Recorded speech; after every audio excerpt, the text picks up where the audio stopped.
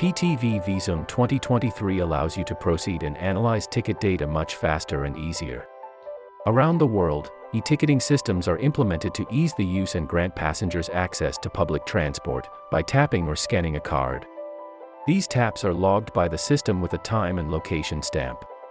These data sets are your reliable information about the origin and destination of a passenger's journey. To determine the most probable connection passengers take, including all path legs, it is suitable to search in the existing timetable of the model for the shortest path. The sum of all these paths gives you the occupancy of all lines in your public transport network. How do you integrate this data? This is done in 3 steps. First, read the data. Second, check the data against the given timetable. We improved this step. We raised the plausibility check-in check-out data by a factor of about 150. This is especially helpful regarding the high sample size, of close to 100%, of such systems.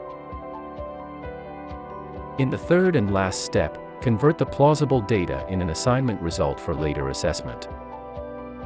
For the latest updates, great new features, and a 30-day free trial of PTV Visum, visit myptv.com.